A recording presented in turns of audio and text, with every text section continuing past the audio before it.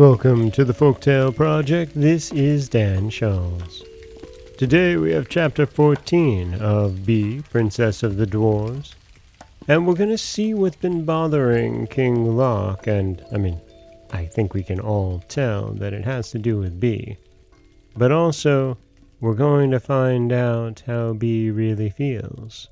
This is chapter 14, in which the great grief that overtook King Loc is seen. Bee, seated on the granite steps of the subterranean palace, again gazed at the blue sky through the fissure in stone. High above, the elder trees turned their white umbrellas toward the light. Bee began to cry. King Loc took her by the hand and said to her, "Bee, why are you crying, and what do you want?" And as she had been sad for several days, the dwarfs seated at her feet were playing to her very simple tunes on the flute, the flageolet, the rebec, and the cymbals. Other dwarfs turned to please her such somersaults that one after the other they stuck in the ground at the tips of their hoods decorated with a plume of leaves. Nothing could be more diverting to see than the sports of these little men with their hermit beards. The good Tad, the romantic Dig, who loved her from the day they had seen her sleeping on the edge of the lake, and Pick, the old poet, took her gently by the arm and begged her to tell them the secret of her grief. Paw, who was simple but sensible, held up to her grapes in a basket, and all, tugging at the edge of her dress, repeated with King Loc, "Bee, Princess of the Dwarfs, why are you weeping?" Bee answered, "Little King Loc, and you all, little men, my grief increases your grief because you are kind. You weep when I weep.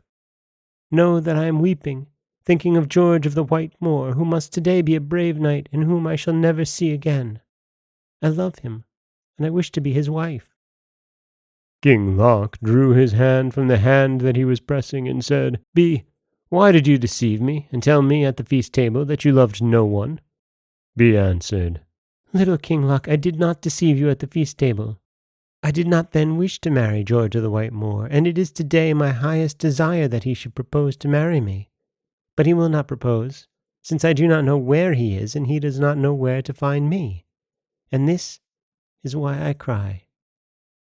At these words, the musicians stopped playing their instruments. The leapers interrupted their leaps and remained motionless on their heads or their seats. Tad and Dig shed silent tears on Bee's sleeve, and the simple Paw let the basket with the bunches of grapes drop. And all the little men gave fearful groans.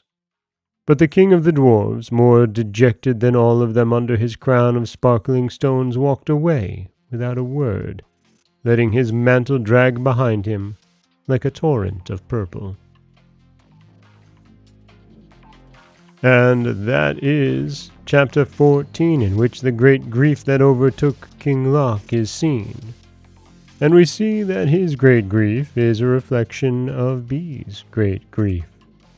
And we learn that Bee has finally accepted that she is in love with George of the White Moor, although she has no idea where he is, and he has no idea where she is, but we know where George has gone off to. And while we won't get there this week, I promise it is coming. This is Dan Scholz of the Folktale Project. Don't forget that you can subscribe to the podcast on Apple Podcasts, Stitcher, Google Play, Overcast, anywhere you like to get your podcasts. You can follow us on Twitter, Folktale Project. You can find us on Auto Radio, TuneIn Radio, iHeartRadio, Spotify, anywhere you like to listen.